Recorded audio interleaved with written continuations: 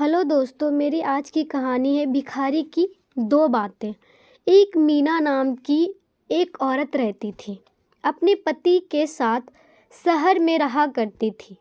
उनका अपना घर था। मीना का एक बेटा था जिसका नाम था राहुल। रोज मीना सुबह उठकर नहा धोकर अपने बेटे और पति के लिए नाश्ता तैयार करती।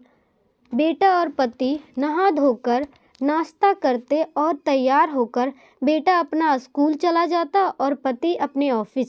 इसके बाद एक भिखारी गेट के बाहर खड़ा होकर बोलता, कुछ खाने को दे दे दे भाई। भिखारी बार बार यही बात दोहराता रहता जब तक मीना रोटी ना दे दे। भिखारी की आवाज़ सुनकर मीना दो रोटी लेकर आती और उस भिखारी को दे देती।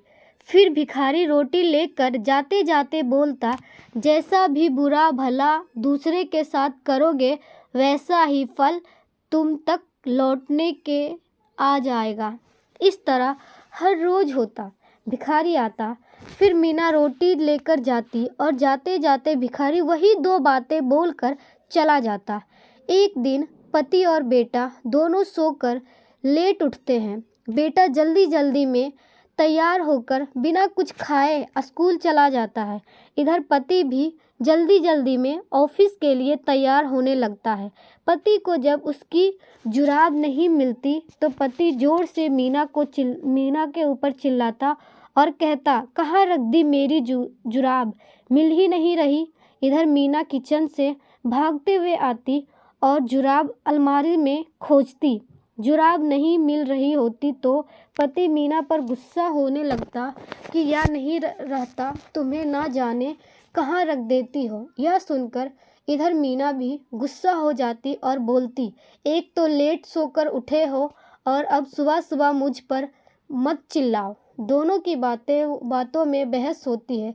आखिरकार जुराब मिल जाती है और पति बिना कुछ खाए गुस्से में ऑफिस चला जाता है।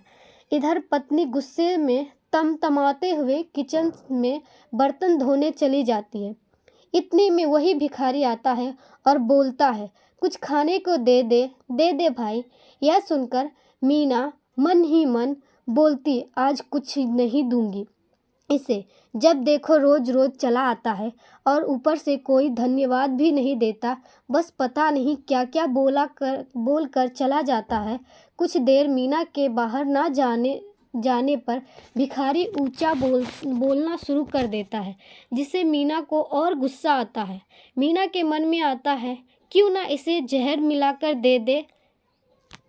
खिस्सा ही खत्म। रोज रोज का मीना रोटी में जहर लगा देती और जैसे ही भिखारी को देने जाती वह रुक जाती। उसको भिखारी पर अहम आ जाता और सोचती, या मैं क्या करने जा रही थी, ऐसे तो इस भिखारी की मौत हो जाती। मीना तुरंत भागते हुए वापस घर जाती है और दूसरी रोटी लाती है, उधर भिखारी को दे देती है। इधर भिखारी हमेशा की तरह रोटी लेकर अपनी वही दो बातें बोलता हुआ वहाँ से चला जाता है। मीना उस जहर वाली रोटी को चूल्हे पर रखकर आग से जला देती है। मीना दिन का खाना बनाने की तैयारी शुरू कर देती है। मीना खाना बना लेती है। करीब 2 बज जाते हैं और उसका बेटा राहुल अभी तक घर नहीं पहुंचा होता। मीना यह सोच कर परेशान हो जाती कि एक तो भूखे पेट स्कूल गया है, ऊपर से अब तक घर भी नहीं पहुंचा। मीना का दिल बहुत घबरा रहा था। इतने में कोई दरवाजे पर दस्तक देता है। मीना जैसे ही दरवाज़ा खोलती है वह दंग रह जाती है। मीना देखती है कि उसका बेटा राहुल बहुत बुरी हालत में। राहुल के कपड़े गंदे होते हैं और राहुल बहुत कमज़ोर दिखाई दे रहा होता है। मीना राहुल को पहले सोफे पर बैठाती है और पानी पिलाती है। मीना पूछती है कि बेटा यह कैसे हुआ। बेटा तब बोलता है, माँ मैं बहुत भूखा था। जैसे ही स्कूल से घर आते हुए रास्ते में मुझे चक्कर आ गया था।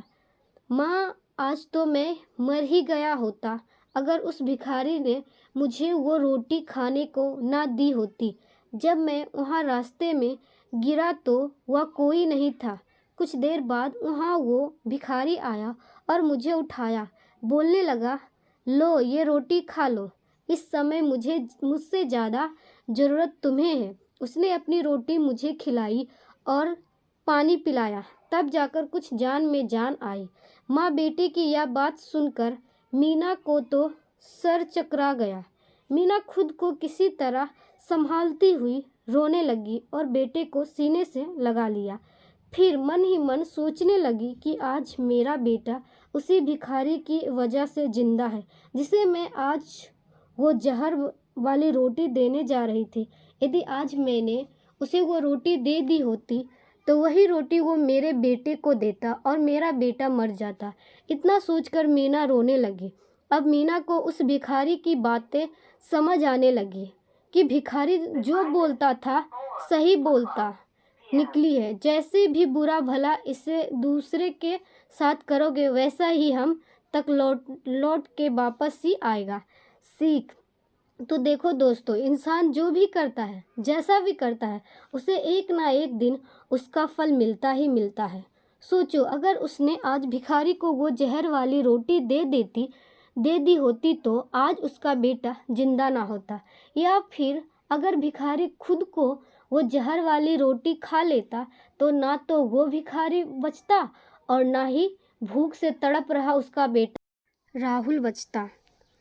तो देखा भगवान का न्याय, जैसा करोगे वैसा भरोगे। हमेशा दूसरे का भला करोगे तो आपका भी भला होगा। अगर ये कहानी आपको अच्छी लगी तो प्लीज़ लाइक एंड सब्सक्राइब ज़रूर करें।